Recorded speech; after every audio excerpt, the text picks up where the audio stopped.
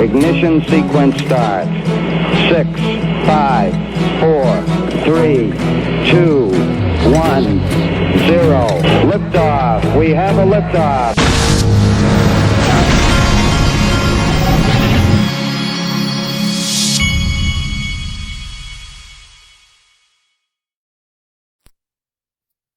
Hey everybody, this is the Digital Asset Investor, and today I'm going to give you my prediction on what is going to happen with XRP as far as what it's going to be classified, and I'm also going to tell you what I think is going to happen with the digital dollar. So before I lay out and this is purely my opinion on what I believe is going to happen, and I think history will prove me right. We shall see.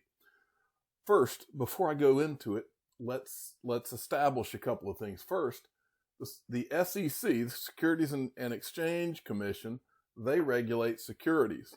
XRP is not going to be called a security because it's not a security. Second thing you should understand is that the CFTC regulates commodities. Remember, Bitcoin and Ethereum have been called commodities. XRP is not a commodity. And then you have the comptroller of the currency, the office of the comptroller of the currency. And remember, Brian Brooks, who left Coinbase before he was at Coinbase, he was at One West Bank with Steve Mnuchin, and then later Stuart Alderati was at CIT Bank, which One West was sold to CIT Bank. Mnuchin got on the board at CIT. And then Stuart Alderati, Ripple's current general counsel, was a lawyer at CIT. That's how this all happened. Well, the comptroller of the currency, who is Brian Brooks right now, is the one who regulates currency. So right here it says, in 1863, President Lincoln signed the National Currency Act establishing the office of the comptroller of the currency, charged with responsibility for organizing and administering a system of nationally chartered banks and uniform national currency. Prediction number one, folks. I believe Brian Brooks is going to declare XRP a currency. Okay? This short clip right here is where I think he's going to do it sooner rather than later, as in 2020, the year of the digital asset. Listen to this. Accept payments of obligations and say, well, these are all things that I have to speak to because, as you said at the outset, I have to administer the national banking system. And then you get to the really interesting questions, like for the other crypto tokens, for Bitcoin and other things that aren't stable value instruments, what are those things? Are they money? Do they have characteristics of money? Are they kind of like foreign exchange? When banks have a statutory power to deal in foreign exchange, would that include Bitcoin as something banks can deal in? These are really important questions, and for crypto to get into the ecosystem and really be seen universally as a legitimate form of unit of account, store of value, means of exchange, we have to start by answering those questions in the banking system, because for good or ill, that's what our financial system is today. And so I hope to look at those questions with a careful eye, with expert advice, and we will come out and give clarity to that. And we'll do so sooner than most people think. We'll do so sooner than most people think. Now, here's what I want you to be thinking about.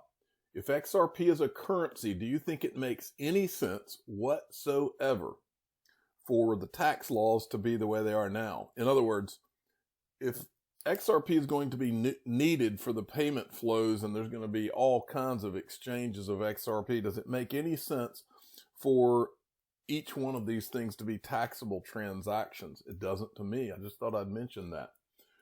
This guy, this is my prediction, this guy is going to be the guy who declares XRP to be a currency, not a commodity, not a security, a currency.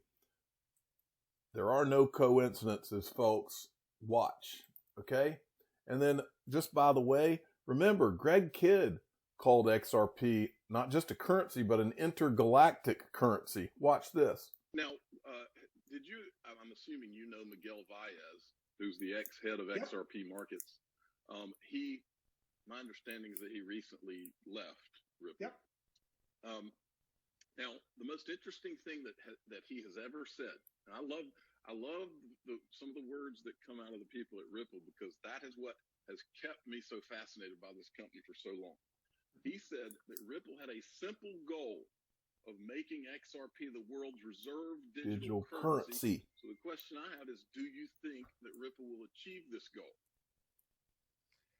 Well, I see, my hopes are tied up with his vision, but that's why I joined Ripple. I mean, when I joined Ripple, it looked like Bitcoin with 2 extra columns: currency and who issued that currency. And so I want to live in the Star Trek world. And in the Star Trek world, it doesn't matter whether you're a Klingon, a Romulan, Federation, they could all buy dilithium crystals. But you can't do that if your form of value is all in a silo. And so Ripple was the first that basically had like, if you will, an intergalactic currency, something that could go everywhere. The great thing, though, I mean, Bitcoin had that as well, but on Bitcoin, you could only have Bitcoin. On Ripple, you could have both the XRP, but you could also have a representation of all the other fiat currencies. So there was a way in and a way out. So they've told us all along, folks, XRP is going to be declared a currency.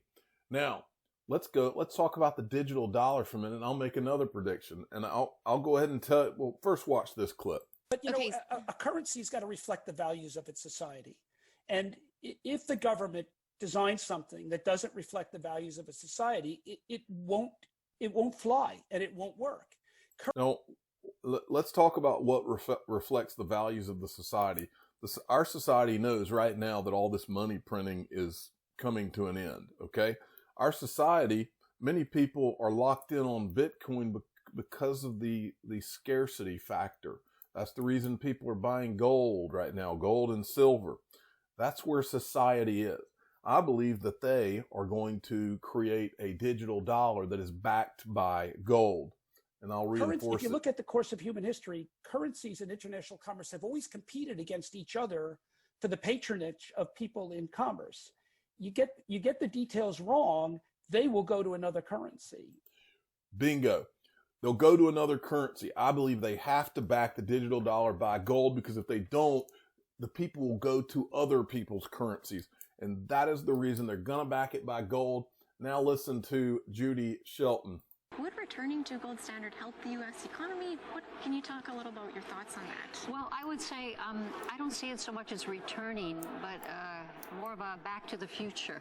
Okay. I think that what a gold standard stands for is monetary discipline for its own sake. That is, if money is supposed to be a unit of account and a reliable measure and a dependable store of value, it really shouldn't be subject to who's the chairman of the Federal Reserve. And I think that money needs to be stable and provide the foundation for productive economic growth. And when money is just a variable that financial markets toss around, or it's part of a derivatives formula, or it's part of someone speculating on currencies, it's not serving the private sector in the sense of providing that reliable unit of account so you can make plans. And under a gold standard, you did have that stability, and I think that's what's missing. And so I like the idea of a gold standard. I mean, it could be used in a very cryptocurrency way. The point is, do you have a unified money system so that when you talk about the international marketplace, everyone is playing on a level monetary playing field? And it's very important to have a rules-based approach. And that's why I'm advocating that we need to look at the virtues of a gold standard and try to come up with something much closer to matching those. And then I think we would have more solid economic growth. So there you go. Now, I wanted to show you all something in case you haven't seen it. This is a show that is being done. You can go to meetthedrapers.com. Tim Draper and his son, and I believe his daughter and his father, they have a show that they're doing now where it's kind of like Shark Tank. A bunch of like people that have a company that want to get venture capital money, they come and they talk to Tim Draper and his son and all these guys, and it's almost just like Shark Tank, but it's probably centered around crypto. Of everyone who led in the alligator that week. Business is under constant penetration assessment from competitors, foreign governments, everything, right? They have stuff that's important that they need to keep secure, plus the safety of their employees and everything else. So you're solving the alligator problem.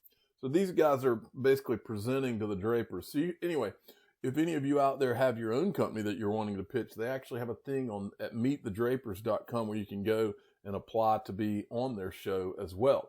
Now, something happened today that surprised me. There was a Charles Hoskinson clip that I saw, and I'm going to show it to you now. Remember, Ben Lawsky is on the board at Ripple. Here's what Charles Hoskinson said. Listen to this. This one shocked me. Close to it. Charles, you once mentioned that you didn't like Ripple hired Ben Lawsky. Why is Ben bad for the crypto space? Super Nintendo Lawsky passed BitLicense. He asked the space for some advice, and even I contributed. Everybody gave him some information. And then he took everything that we said, put it in a paper shredder, did the opposite, and destroyed the entire regulated cryptocurrency industry in the state of New York. That's why a lot of exchanges aren't there. It's a lot of very few people have qualified for BitLicense. Basically, they killed the industry. And Lawsky also comes from the very same group of people that put Ross Ulbricht in prison.